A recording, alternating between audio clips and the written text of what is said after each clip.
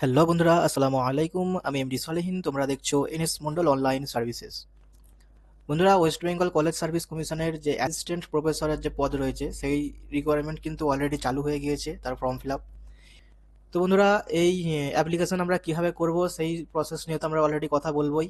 এবং এখানে কিছু তোমাদের পেমেন্ট রিলেটেড কিছু ইনকোয়ারি আমি দিয়ে দিই। যেমন দেখতে পাচ্ছ, অ্যাপ্লিকেশন ফি অফ আরএস 2500, অর্থাৎ 2500 ফর জেনারেল ক্যান্ডিডেটস, এবং 1250 টাকা হচ্ছে যাদের এসসি এসটি ওবিসি আছে। এবং তোমরা চাইলে এখান থেকে একটু ইনস্ট্রাকশনটা দেখে নিতে পারো।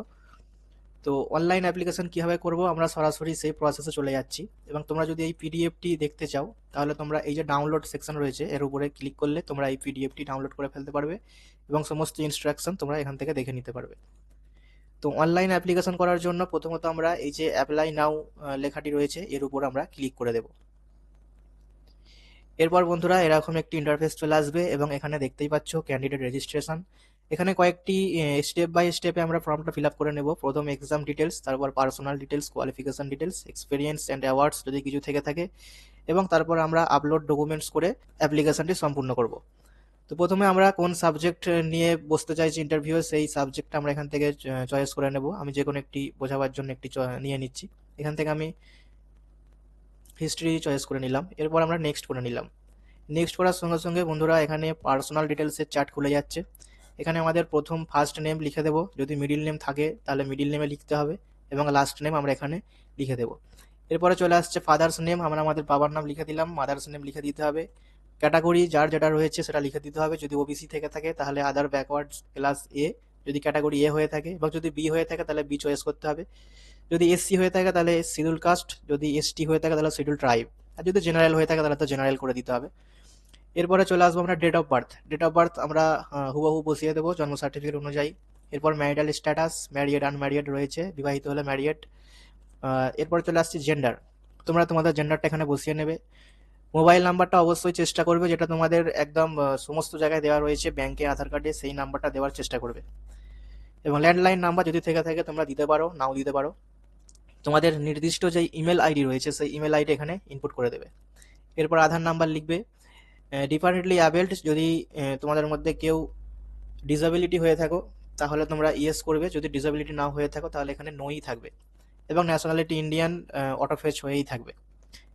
এরপর একটু স্ক্রল ডাউন করলে আমরা দেখতে পাবো পার্মানেন্ট অ্যাড্রেস। তোমাদের আধার কার্ড অনুযায়ী যে পার্মানেন্ট অ্যাড্রেস রয়েছে এখানে বসিয়ে দেবে। এরপর সিটি বা ভিলেজ হিসাবে একটি বসিয়ে দেবে, পিনকোডটা এখানে বসিয়ে দিতে হবে। এরপর এই স্ক্রল করে আমরা এখান থেকে ওয়েস্ট বেঙ্গল চুজ করে নেব। যার যেটা রাজ্য স্টেট সে সেটা চয়েস করে নেবে। এরপর ডিস্ট্রিক্ট চয়েস করে নেবার পর বন্ধুরা, যদি communication address permanent address same হয়ে থাকে তাহলে আমরা জাস্ট সেম অ্যাজ অ্যাবভ করে দেবো। সঙ্গে সঙ্গে উপরে যে ফর্মটা আমরা ফিল আপ করেছিলাম, উপরে যে অ্যাড্রেসটা, সেই অ্যাড্রেসটা অটো ফ্যাচ হয়ে এখানে চলে আসবে। এরপরে চলে আসছে ল্যাঙ্গুয়েজ নন, আমরা কোন কোন ভাষা জানি। স্পিক মানে ফ্লুয়েন্সলি কথা বলতে পারি, রিড মানে পড়তে পারি, রাইট মানে লিখতে পারি। যেমন বেঙ্গলি আমরা মোটামুটি সবাই বলতেও পারি, পড়তেও পারি, প্লাস লিখতেও পারি।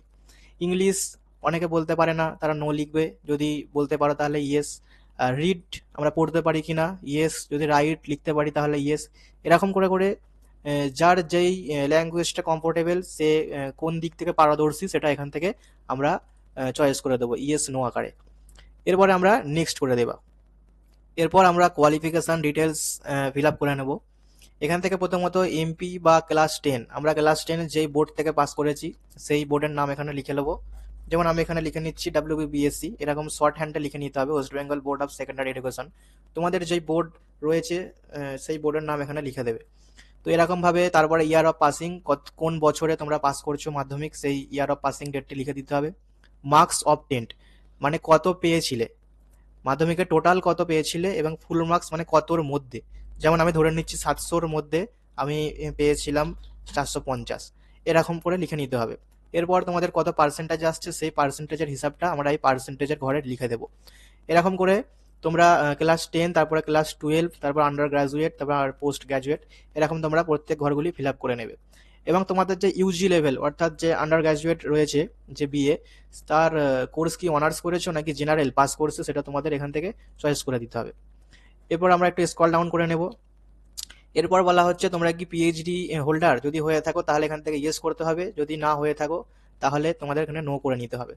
এরপর তোমরা যদি নেট এক্সাম দিয়ে থাকো সেটা কোন ইউনিভার্সিটি বা ইনস্টিটিউশন থেকে দিয়েছো বা এবং তোমার সেই কত সালে পাস আউট করেছো, কোন সাবজেক্ট নিয়ে দিয়েছো এবং তার পার্সেন্টেজ কত টোটাল, সেই পার্সেন্টেজ এখানে লিখে দিতে হবে।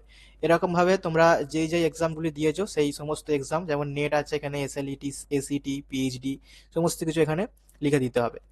এরপর আদার একাডেমিক ডিটেলস, যদি তোমাদের অন্যান্য কোনো একাডেমিক ডিটেলস থেকে থাকে সেগুলো তোমরা দিতে পারো। যেমন কারোর দেখা যেতে পারে বিএড করা আছে, কারো এমফিল করা আছে, যার যেটা রয়েছে ব্লক 3 ঘরে এখানে লিখে দিতে পারো।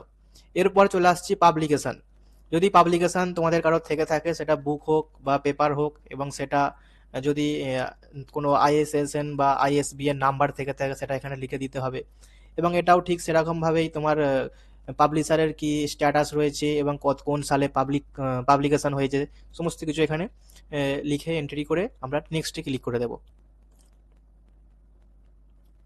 নেক্সট করার পর বন্ধুরা এখানে এক্সপিরিয়েন্স অ্যান্ড অ্যাওয়ার্ডস একটা ঘর চলে আসবে। এখানে টিচিং এক্সপিরিয়েন্স, যদি আগে কোনো এক্সপিরিয়েন্স থেকে থাকে সেটা গভর্নমেন্ট অ্যাপ্রুভাল হলে তাহলে তোমরা এখানে গভর্নমেন্ট অ্যাপ্রুভে ক্লিক করে দেবে। এবং যদি এক্সপিরিয়েন্সটা কোনো গভর্নমেন্ট অ্যাপ্রুভ না হয়ে থাকে, সেটা যদি প্রাইভেট কোনো সেক্টর থেকে হয়ে থাকে, তাহলে তোমরা এখানে ক্লিক করে দেবে। যেহেতু এটা ফ্রেশার্স, সেহেতু আমরা ফ্রেশার্সের উপর ক্লিক করে নিলাম। এরপর আমরা নেক্সটের উপর ক্লিক করে দেবো। নেক্সটের উপর ক্লিক করার পর বন্ধুরা লাস্ট পার্ট, আপলোড ডকুমেন্টস। এখান থেকে আমরা দেখতেই পাচ্ছি photo, signature, date of birth proof, PG marksheet, এই সমস্ত আমরা ডকুমেন্টসগুলো, যে সমস্ত কোয়ালিফিকেশনগুলো আমরা পিছনে দিয়ে এসেছি, তার সমস্ত ডকুমেন্টস কিন্তু এখানে আপলোড করতে হবে। এবং মাথায় রাখতে হবে এখানে ইনস্ট্রাকশন দেওয়া রয়েছে কোন জিনিসটা কত কেবির মধ্যে আপলোড করতে হবে। এই ইনস্ট্রাকশন মাথায় রেখে কিন্তু আমাদের সাইজ মেনটেন করে আপলোড করতে হবে। এরপর আমরা ডিক্লারেশনের উপর ক্লিক করে দিয়ে সাবমিটের ওপর ক্লিক করে দেবো। সাবমিটের ওপর ক্লিক করার পর বন্ধুরা একটি পেমেন্ট গেটওয়ে চলে আসবে। নর্মালি আমরা যেরকম ইউপিআই কিউআর দিয়ে পেমেন্ট করে থাকি সেরকমভাবে আমরা পেমেন্ট করে দেবো।